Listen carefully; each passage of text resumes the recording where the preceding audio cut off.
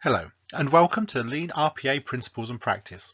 This is Chapter 6, Lean Thinking for RPA by Rob King. Having looked at the foundations of both Lean and automation and starting thinking about how you get started, this chapter is going to jump into more of the detail about Lean thinking. Over the course of this chapter, we're going to look at the Lean principles as laid out by Jim Womack and Dan Jones in their book Lean Thinking.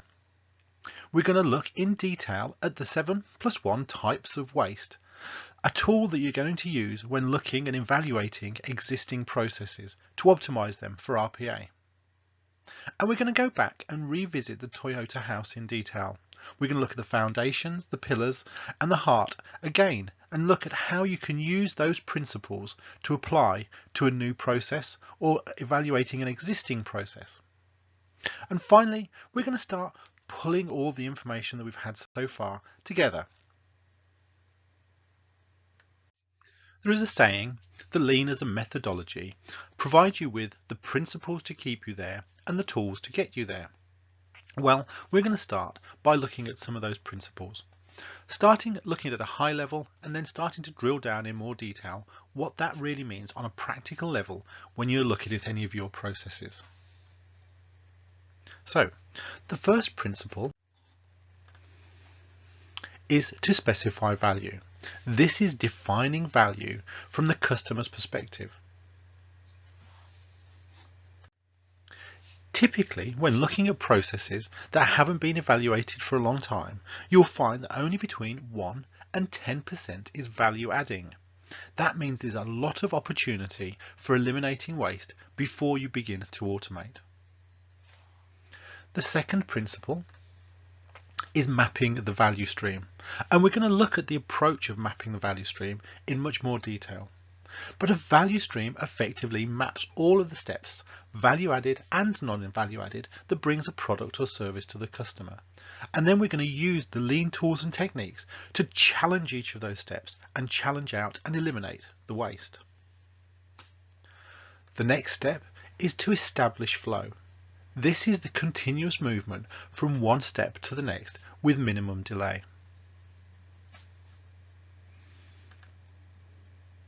Next, we want to implement pull. The concept of pull is quite unusual,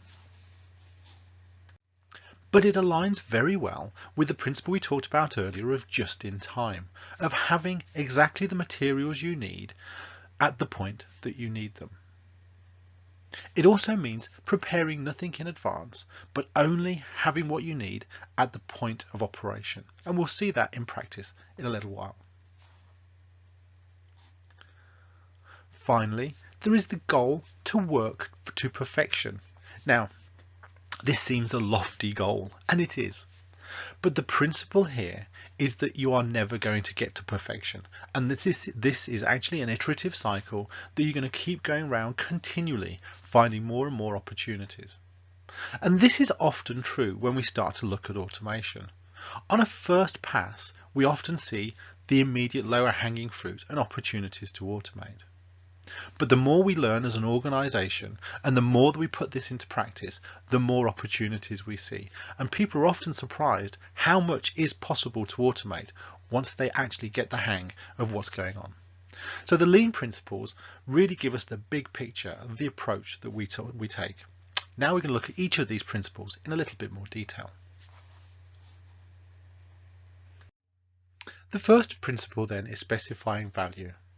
This is a capability provided to the customer at the right time, at the right price, and as defined by the customer. So the first step is generally to understand what is value from the customer perspective. You've got to ask yourself how current products and services and processes disappoint customers' value expectations. Something we often find when we look at processes that have been overly efficient is that they haven't taken account of the customer point of view. They've taken out steps in the process because they didn't see the value internally, and it's only when they look externally that they realize that they're actually damaging the relationship with the customer.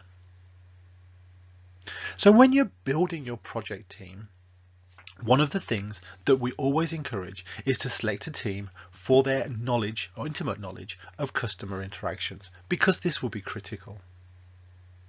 Any source of data that provides insight into the customer, be that benchmarking, feedback, complaints around the process, is essential in helping you to optimize that business process.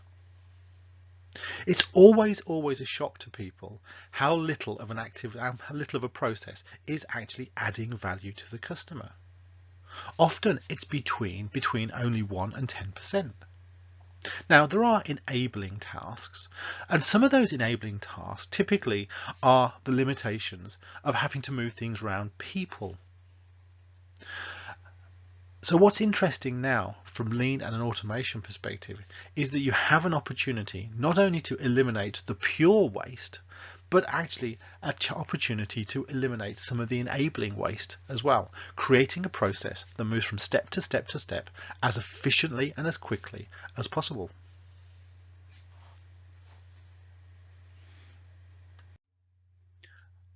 The second principle is mapping the value stream. Interestingly, the very first book that Jim Womack and Dan Jones wrote after lean thinking was a book called Learning to See.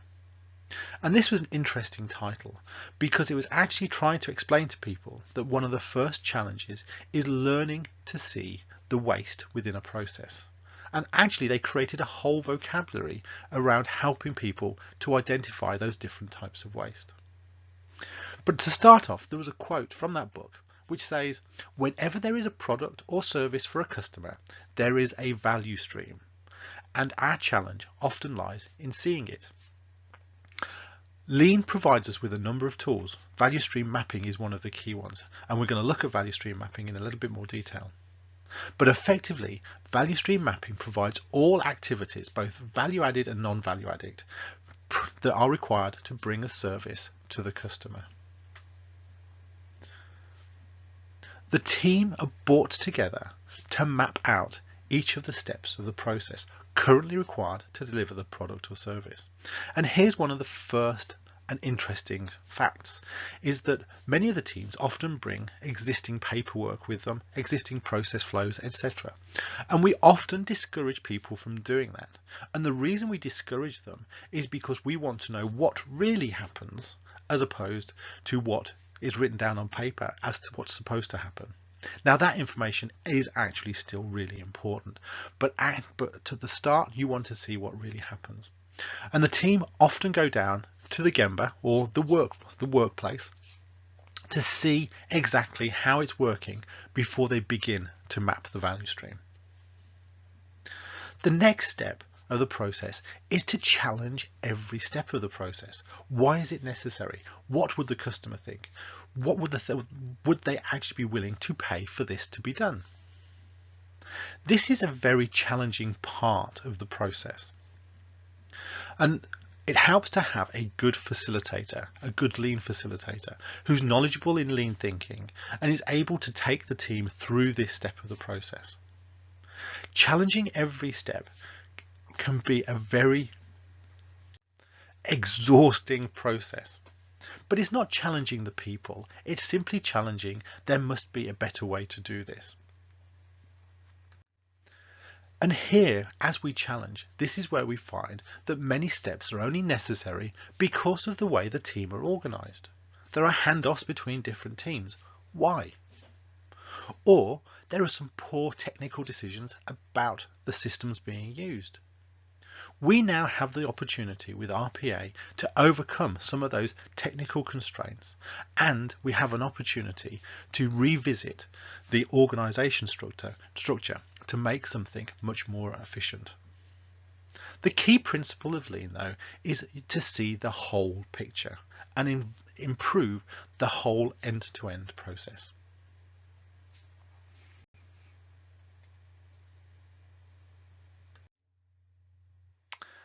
The next lean principle is the creation of continuous flow. The continuous movement of products or services or information across the various transactions and steps of the process.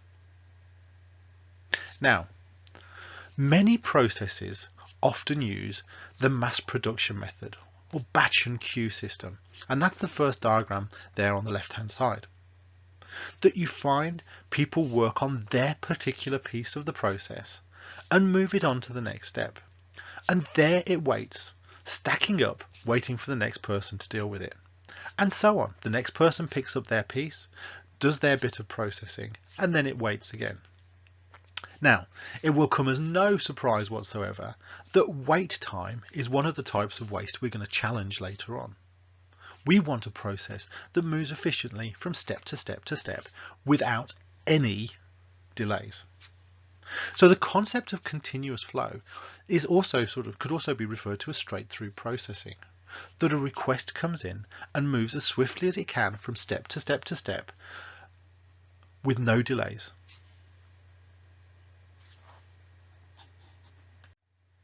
It's also not hard to see that when we talk about the number of value adding, the time spent with value add within a process only being between 1 and 10%, it's often because of the amount of time it's spent sitting around doing nothing, waiting for someone to pick it up. And this is the old batch and queue system. Many non-lean organizations often think in terms of their functions and silos, batches and queues, backlogs, and the efficiencies only within their step of the process. Lean forces you to think about the whole process end to end. And this often means changing around the responsibilities of different teams, or even changing the team structures completely.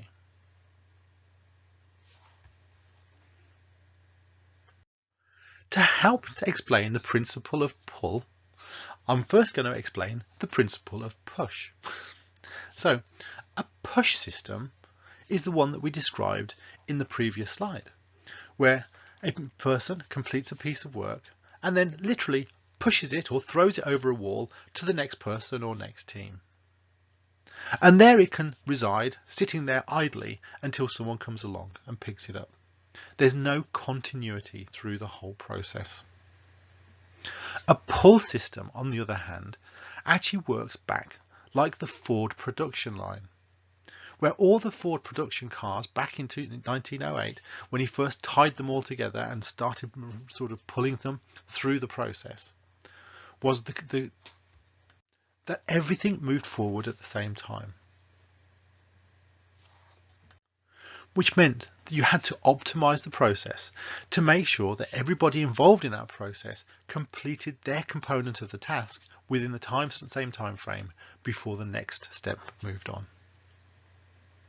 Another way to sort of think about this is that as soon as you are ready to do a piece of work, you can simply go, pick it up, and it's there ready to use. And that's how we want to set up our automations. We want them to be ready to process the work on demand. And of course, one of the biggest challenges with pull is often those seasonal demands we talked about earlier, where you need more people simply to manage the sudden peak in demand. Automation provides us with a new solution to that problem.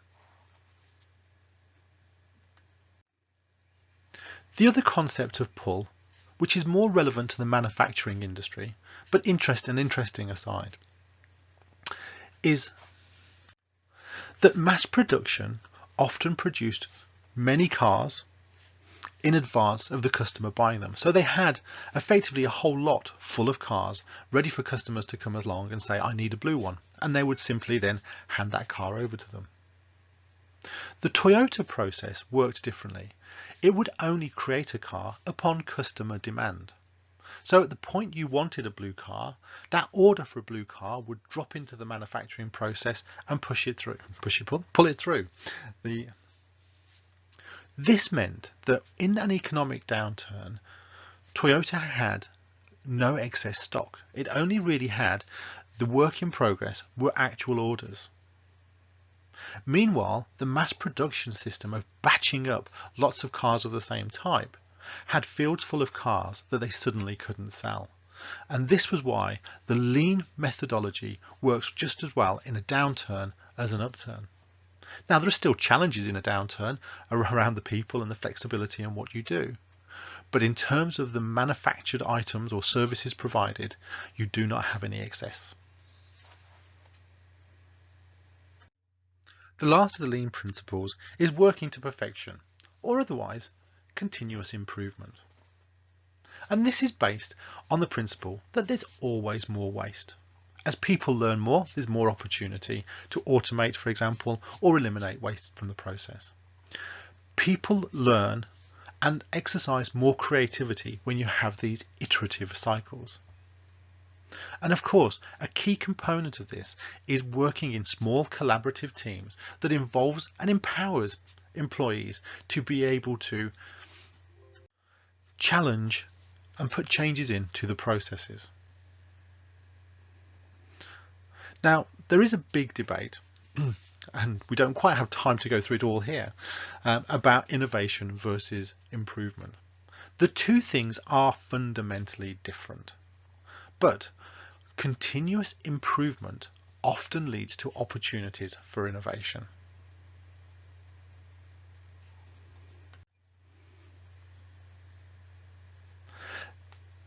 Lean thinking does not see standardized work and stability as a problem to innovation.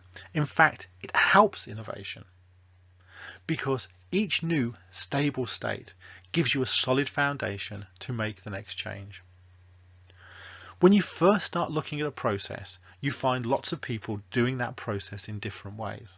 And it can be difficult to do something innovative because you're not sure you're going to work for everybody. With lean thinking, you know what the process is. You understand which components are runners and which components are rogues. And you understand that you're working from a stable state from which you can then build the next level of improvement. Staff involved in the process are always highly trained, and this gives them the opportunity to really drill down to the root cause analysis of any particular problems and address them promptly and permanently. When problems are encountered on the production line, for example, the production line is stopped, the problem resolved and permanently corrected, and then the production line continues.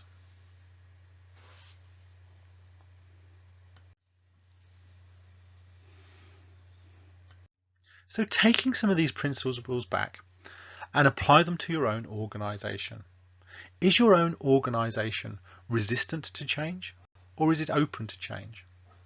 And of course, a big part of lean thinking is helping to give everybody an understanding of how to empower people and to actually create a continuous improvement culture.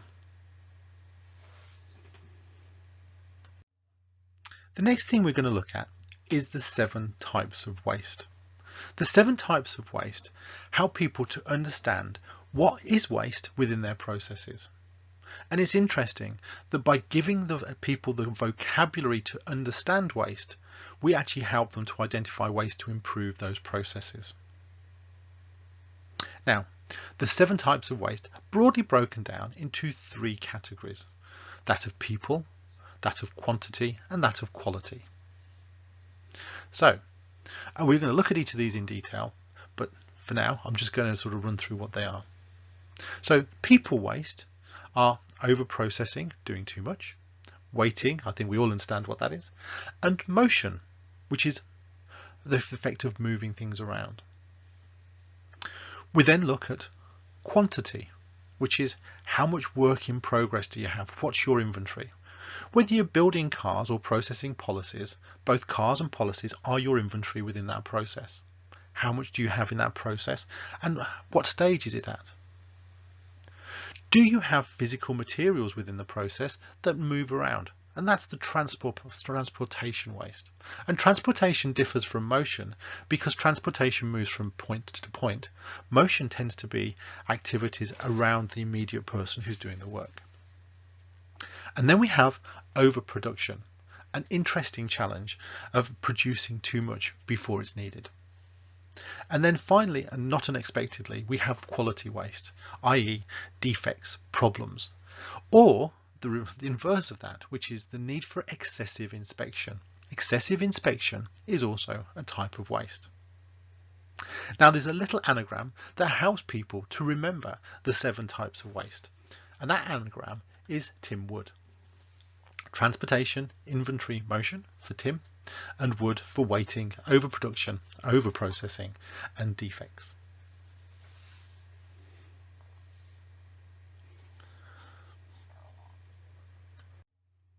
Our first type of waste is one of those people wastes, and this is overprocessing. And overprocessing is defined as anything that's unnecessary or non-value added within your process. Typical causes of this is work not being standardized, i.e. people doing their own thing, tasks not being simplified, or simply operations not being understood. So what do we do to address overprocessing wastes? Well, first of all, if possible, the first challenge would be to simply eliminate them from the process. We may find that it's better to combine items of the process. For example, separate forms that could be brought together, or separate requests for information, or information that can now be automated. And this is where automation comes in. Before the modern day definition of our robotic process automation, we were always looking for opportunities to automate the process from within lean process reviews. RPA, of course, gives us many more opportunities to take manual steps out of the process and automate them. Now, we've got lots and lots of examples of overprocessing within processes in many different industries. For example, duplication of vetting or checking processes, over-engineered processes where something has happened in the past and an additional step has been added, but in actual fact it was a rogue, it was something that should never have been part of the core process. Of course, then the lack of standardization is the individual approaches to completing a task. Or the old story that you sort of run into, which is we've always done it that way without any understanding of why. Of course, common other elements of overprocessing are obtaining multiple signatures or excessive reviews throughout a process, rekeying or re-entering data into multiple systems, generating extra copies of something, unnecessary or unused reporting, manual covering notes, or excessive requests for information. Once you start to learn to see waste, you'll see many unnecessary non-value adding activities which you can eliminate from your process. The second type of people waste is waiting. Waiting is generally caused by unbalanced activities. There is a waiting time for the previous process. And here you have materials batching up as your backlog, if you will. Typical causes of this are lack of standard operations or waiting for decisions, signatures, inspections, etc., or waiting for some kind of shared equipment. When we start mapping our value stream, one of the things we do is we put the volume of cases that sit at each stage of the process. And that helps us to understand the waiting time that's going on throughout the whole end-to-end process. In this scenario, it's not difficult for us to see 3 teams involved with the processing of a case. Each of those teams operate to 10-day SLAs. So worst case, from a customer perspective, they could be waiting up to 30 days to get a response. But each of the teams are claiming success because they are seeing their 10-day SLA achieved. But that's not the customer view. Helping to bring the customer view into the picture helps to understand how waiting time can really significantly hinder and damage a customer relationship. So in terms of improvement, remember, we want to eliminate waiting time and we want to introduce flow, that ability to move from step to step as swiftly and as smoothly as we possibly can. So some of the key improvements that you want to put in place when you start to identify waiting time, first of all, is standardization, making sure everyone's doing the same thing. So that helps to stop the peaks and troughs of different people taking different amounts of time. You can start to balance the operations between teams or even eliminate those handoffs completely. Importantly, you want to eliminate redundancies and things like unnecessary approvals. Sometimes an informed step can be just as effective. But of course, automation is another key component of eliminating waiting time. Robotic process automation gives you the flexibility to scale up to increased demand, because it's often increased demand that creates bigger and bigger backlogs. And the bigger backlogs become, the more calls that you tend to get chasing up pieces of work, which actually only hinders the recovery from that backlog situation even more. For some examples of waiting time, have you ever seen cases that have been set to some sort of pending state on multiple occasions? That really breaks the lean rule of moving from step to step as swiftly as possible. In fact, contrary to as many salesmen would probably tell you, their pipeline is really good news.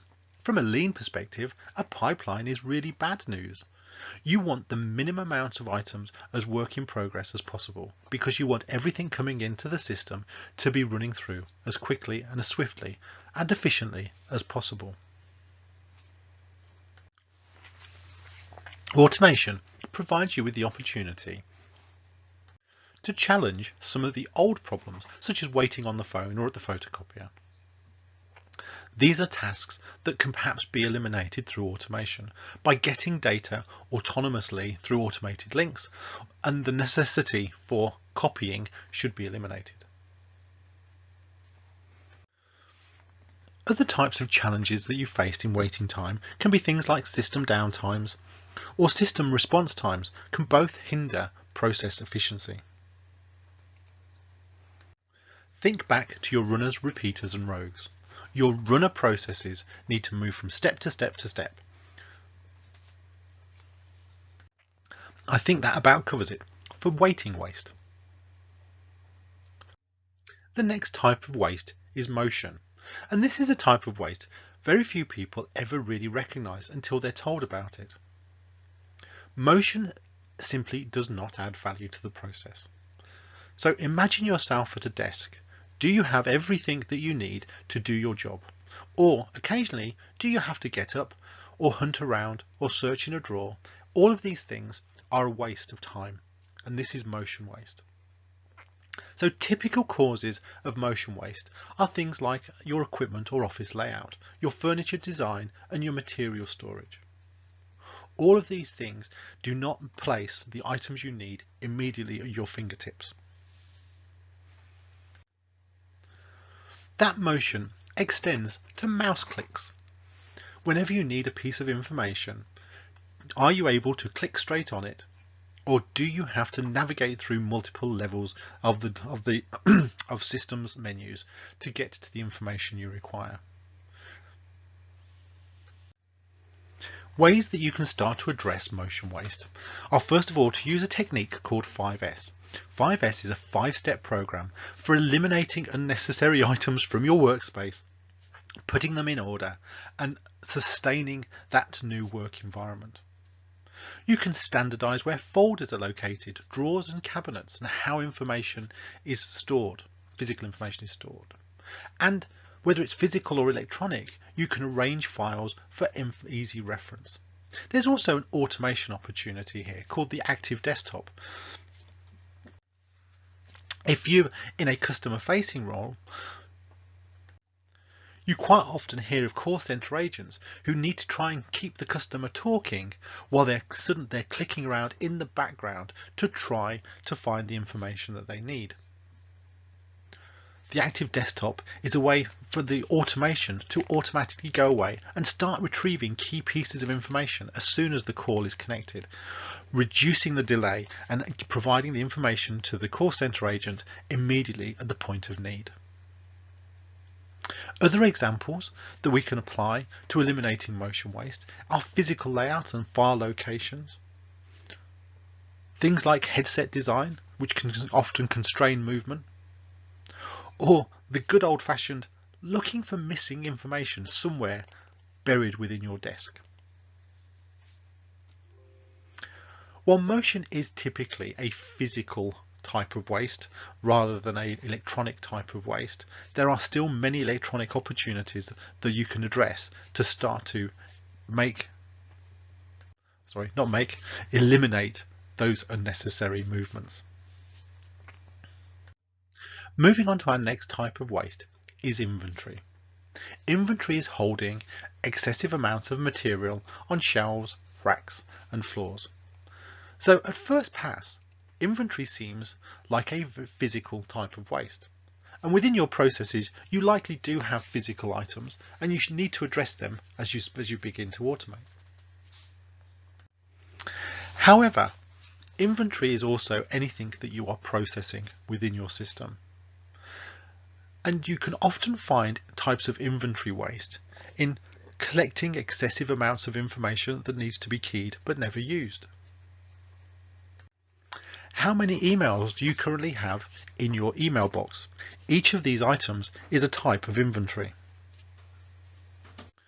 Now, typical causes of excessive inventory. We've already talked about push production, i.e. throwing a piece of work over the wall to the next person in line. That's the first root cause to look for. You also see over-ordering, just in case. We once looked at a single process that had enough forms to last us for 500 years. We would never ever have used that many forms. Even more horrific was the fact that those forms were stored at a warehouse for which we had to pay storage space for. So over-ordering is a real sort of key problem for having excessive inventory. How much stationery do you have in your stationery cupboard, for example? Sometimes it can be a case of having too much space. People will creep into the space available. And this is where actually having an efficient office layout that gives you just the right amount of space to do the processes that you need is important. But also understanding that pipeline is potentially a bad thing, that you don't want too many items sitting within your process for too long. Often the best way to challenge inventory is simply to give the team that challenge of reducing the backlogs, and they'll start to see that a move from batch and shove type processing through to continuous flow is one of the key methods for being able to eliminate inventory from within your process. If you do rely on third-party sources, then reducing those lead times is one of the first things you want to look for. Establishing a Kanban system to increase the flow is something that you can put in place, and we'll look at what Kanban is later on. But key to all of this is moving away from a lagging type of system into a real-time processing system. Many customers now are demanding information at their fingertips, and they want answers at the point that they request it. They do not expect a 5, 10 or 30-day delay to get the information that they require. Automation provides us with the ability to provide real-time processing, not only through call center agents, but also through providing links to legacy systems and access to third-party solutions that allows customers to be able to provide self-service to themselves. So, what are some examples of inventory? Well, inventory, as we've already said, is absolutely anything within your process. So it could be a backlog of claims cases, it could be too many office supplies, it could be too much sales literature and forms, or it could be just simply that whole batch processing of transactions. Understanding how much printing goes on within your office is a good indication of exactly how much excess inventory that you perhaps have lying around in the system that can be challenged out. The next type of waste is transportation. Transportation is the unnecessary movement of any parts, equipment, paperwork, etc. from one location to another, whether that's inside the office or outside of the office. By taking the team and going and sitting alongside and watching a process work, transportation is often one of the very first things you see. How many people are on their feet moving around? What are they carrying with them? Now, transportation can actually be caused by unnecessary inventory in the process, excessive paperwork that has to be moved from one location or one team to another. But it can also be caused by a very poor office layout. For example, we've seen offices that do require physical files, but locating the filing office at the other side of the building. Good for fitness, but perhaps not good for an efficient process. Mapping people's movements is another technique that we use to actually see how much transportation is going on, usually inside an office. But looking at the movement of items between offices can usually also highlight long waiting times. We've, for example, seen physical files move from team to team between two separate offices, giving us both waiting waste and transportation waste. So, how can we start to address this? Well, first of all, reducing inventory certainly helps. Reducing lead times with suppliers for information that you require, and simply eliminating anything that's unnecessary within the process. Creating a paperless or electronic process will also help reduce transportation times. But understanding what data you record and retain is a key component for transportation, as we've found archive files being archived with no actual data inside. So, some examples of transportation. Probably quite simply, walking anything from one person to another. Anybody walking around the office is probably having some sort of transportation. What's going on? We've seen people walk letters through to the post room, and we've seen processes with so many handoffs between teams, it's untrue. Each of these handoffs creating an extra weight and an extra transportation step. Perhaps one of the more painful types of transportation that we've seen is where you have excessive approvals needed, or something that's urgent, and you've got a person wandering around the building trying to find the person with the correct signatory to be able to sign something off. Or have you considered your emails moving from person to person as a type of transportation? What is it that you're sending? Are you including excessive amounts of attachment, and is the email needed in the first place? Challenge all components of a process to make sure that you are providing the most efficient service that you possibly can.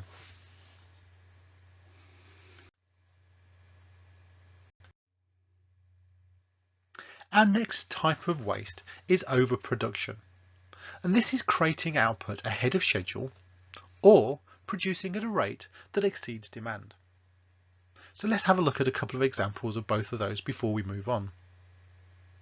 Imagine a team that decides to come in at the weekend and work some overtime to get ahead of the backlog that they have. They don't tell anybody else they're doing this and simply come in and work the extra few hours. They clear their backlog and go home happy. However, the next team in the process arrives on Monday morning to an excessive backlog. So they haven't really solved the problem from the end-to-end perspective. They've simply moved the problem out of their backyard and into somebody else's. And this is an example of creating output ahead of schedule. We want to look at the whole process end to end and make sure things move through it efficiently. Producing at a rate that exceeds demand is the same as our Ford example from an earlier slide, where mass production methods meant you had fields full of cars that were unsold in a downturn. So that's an example of overproduction, and that's what you're looking for within all of your processes. And of course, good old-fashioned push processes is a great example of a cause of overproduction. Other causes can be things like justification for expensive equipment or limited access to certain systems. Another cause of overproduction can be working on the wrong priorities, which hold up the completion of tasks further down the line. Some of the improvement ideas that we can put in place are a Kanban system, sometimes called stop-go, which actually prevents people from producing too much of a certain item of work, which would cause a backlog down the line. We've talked about leveling a process. Lean likes things to happen little and often, rather than the peaks and troughs of batch processes. And this is one of the things that you can start to look for. Instead of batching things up, can you change the process to happen little and often? Are there unnecessary paperwork? This is a clear example of overproduction. Reports that are generated and never used is an example of overproduction you want to try and eliminate. Also, changing operating hours can really help resolve some of your overproduction problems. Automation gives you a 24/7 operating opportunity and also allows you to scale up and scale down to peaks in demand, peaks in customer demand, importantly. So, some examples of overproduction that we've seen. In a HR process, new starter information being saved up until the end of the week creates a big batch of activity hitting IT when they need to set up all the new users. Working overtime without consideration for downstream impact was the exact example I used at the beginning of this slide.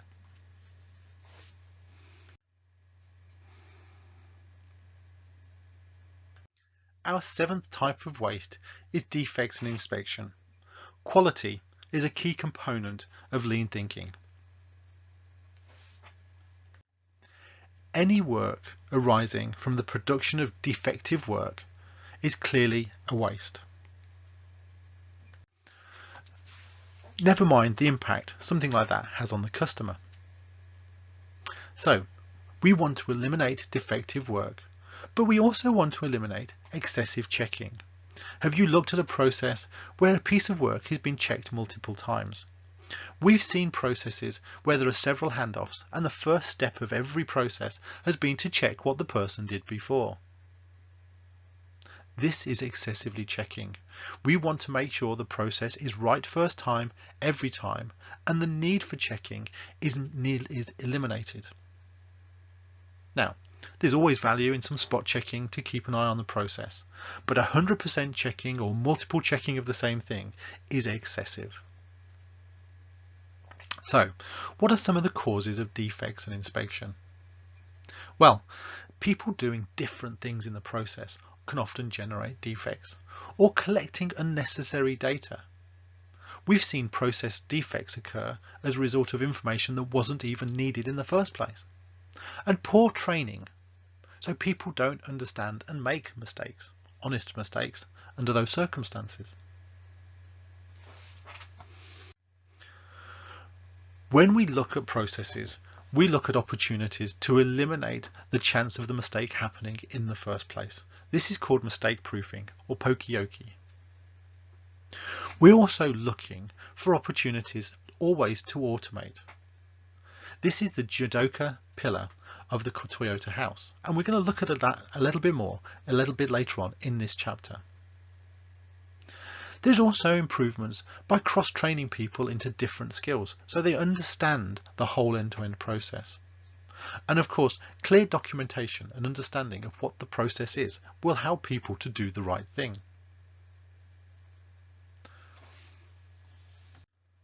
Defects in your process, whether they're human errors or not, have a big impact on your customer. This creates what's called failure demand.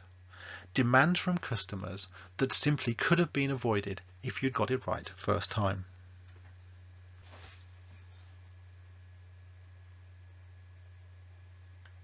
So we've looked at the 7 types of waste, but within this, there is a hidden 8th waste, and this hidden 8th waste is people's talent. If you have talented people struggling through inefficient processes, running mundane and repetitive tasks with low job satisfaction, then the end result is, of course, unhappy people and inefficient processes. So by addressing all of the 7 types of waste, we can start to also look at how we can make the most of our talent. And here automation comes in again, because one of the first things that RPA in particular talks about is taking away the mundane and the repetitive tasks, allowing people to apply their talent and increase their job satisfaction.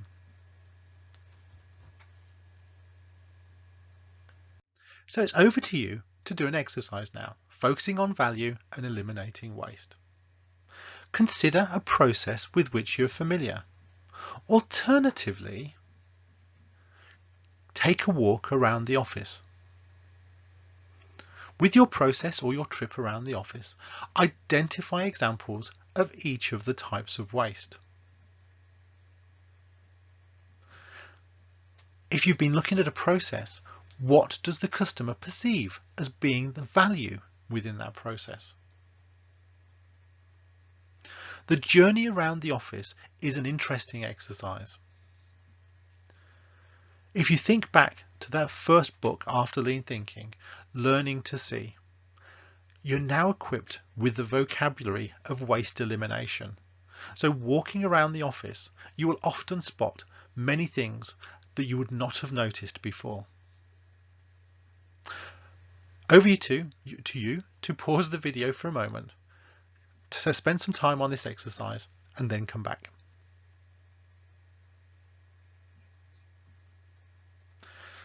Welcome back. How was the exercise?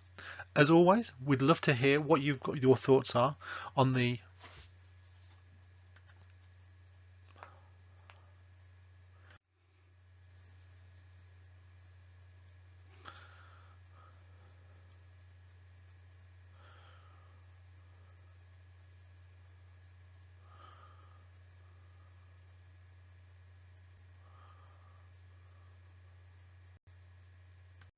Thinking back to Chapter 2, we looked at the Toyota house, just to understand some of the key concepts that we're going to drill into in more detail now. The Toyota house or Toyota production system is built on a set of foundations called Heijunka, which consist of the stability or standard work, the leveling of a process, and the sequencing of tasks within that process. It has 2 pillars, the first of which is just in time. And just in time involves the continuous flow of tasks, so you have the materials you need just in time. It's about takt time, and takt time is about a process timings, or the heartbeat of a process, which we'll look at. And it's about pull as opposed to push. Jidoka then is about quality built in, or automation, automation with a human touch.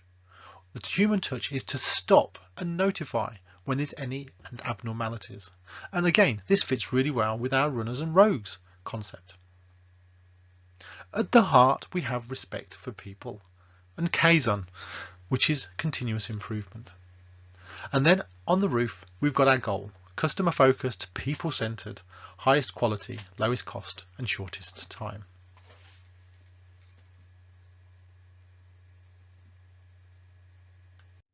The first element of the Toyota house we're going to look at in detail is Heijunka, which is the foundation.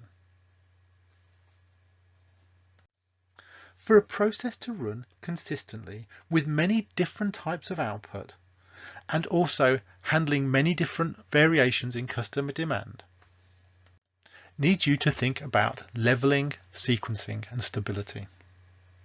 Leveling involves the smoothing of the volume of production in order to reduce the amount of variation. For example, leveling volume prevents the end of the period hockey stick, where production is initially stagnant and then skyrockets towards the end of the month. Sequencing involves mixing the kinds of work processed. For example, when building multiple models of car, the kind of car produced is mixed to better match the customer demand. When looking at processes, one of the things we've often seen is that many of the month-end or period-end processing contains many components of work that could have been completed prior to that month-end hockey stick. And hence, we can start to level the process throughout the month. One of the differences between Ford manufacturing using mass production and Toyota manufacturing using lean thinking was the fact that Ford would mass produce all of a single type of car, change over, and then manufacture the whole batch of the next type of car. Whereas Toyota's system provided a mixed production model where it was able to sort of produce different types of car within the same production line without the need for changeover. So people had to be highly skilled within that model to be able to deal with the amount of different types of cars being produced. We need to think of this in terms of our own processes. Even in back office processes, we find that same logic still happening, where a piece of work isn't processed from end to end to output, but rather broken down into batches or types of work, which are completed by different teams or at different points in the day. And to embed all of this, you need stability. The standard work, so everyone is following the process to the same standard, will ensure that you embed the consistency needed to level and sequence your process. The use of value stream mapping, which creates a very pictorial representation of the process, also helps significantly when it comes to sequencing. We often use post-it notes to represent the different tasks within the process, and then move those post-it notes around to evaluate what impact they would have if we were to do them in a different order. Our foundation then helps to reduce variation and gives us a standard process to follow. The first of our pillars is Jidoka. And it's quite funny to sort of see this here within the context of a training course that also includes RPA and automation. Because this isn't a component of the Toyota production system that's recently been added.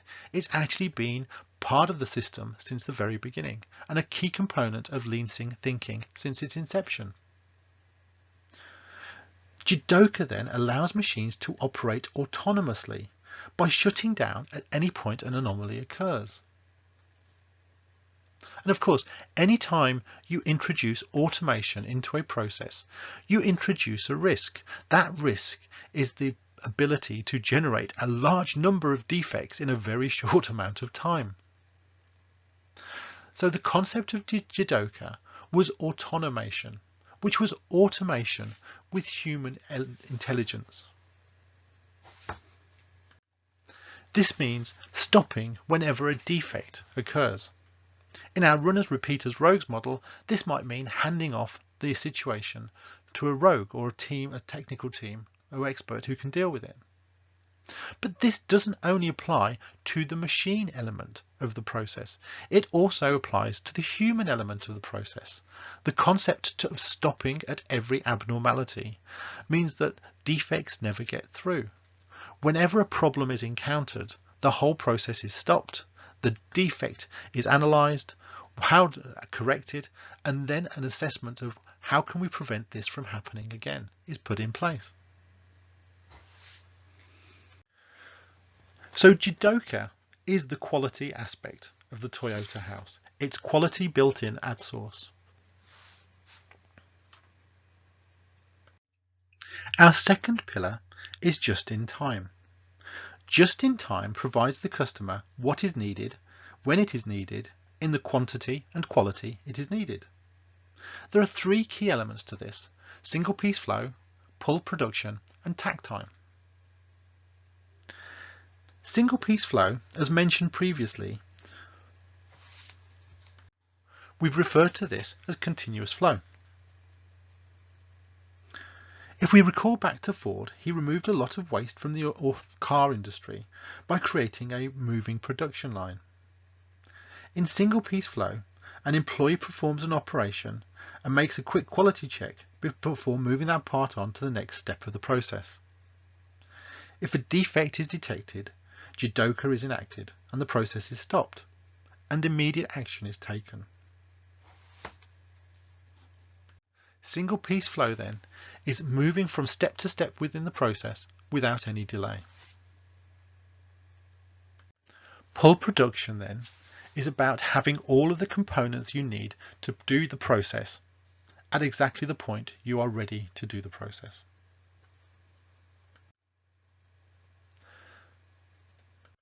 Historically, organizations would have warehouses full of materials, stocking up on what they needed.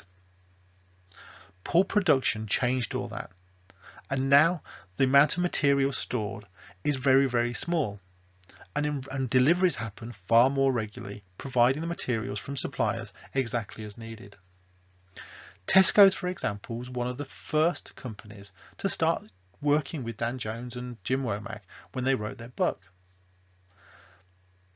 There's some great case study materials within there, but one of the biggest changes they made was removing their warehouse that was attached to their superstores and started to increase the amount of delivery. Likewise, rather than having bread delivered, they started manufacturing bread on site. All of these things were examples of pull production, providing exactly what was needed to the customers at the point that it was needed. Tag time, when you're starting to look in more detail at the process, is the heartbeat of the process. When you know exactly how much of a product or a service that you need to provide each day, then it gives you a measure by which you can check that that is what is being provided. So, for example, if you expect to get 60 calls an hour into a call center, then you would be expecting the heartbeat of that process to be one call being completed every minute. It provides you with a real-time measure in terms of the performance of the system, as opposed to a lagging measure where perhaps at the end of the month you find out that you've been out of service.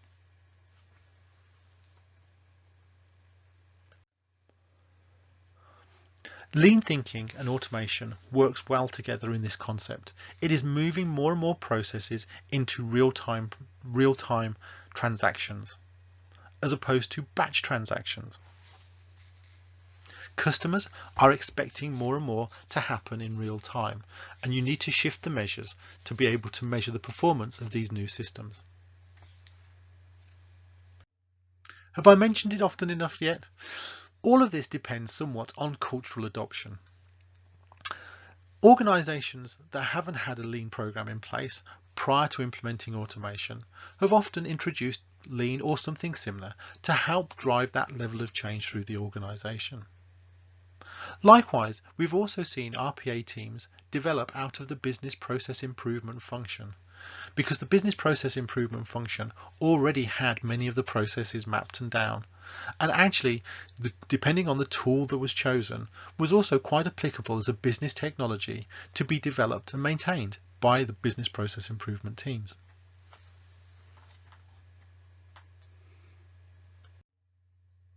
So I've got an exercise for you, this time to apply some of the principles we've learned about the Toyota house.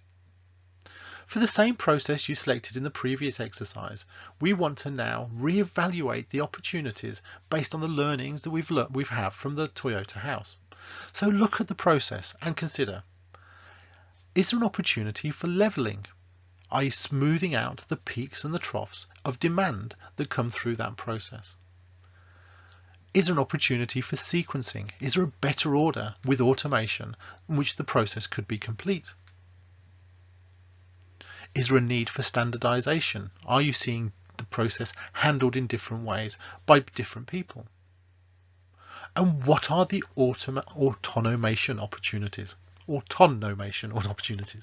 The ability for automation with a human touch. And how about continuous flow, moving from step to step in the process with minimum delays? And are the materials or items or data that's needed within the process, and is that being provided just in time? Okay, pause the video and I'll be back as soon as you've completed the exercise.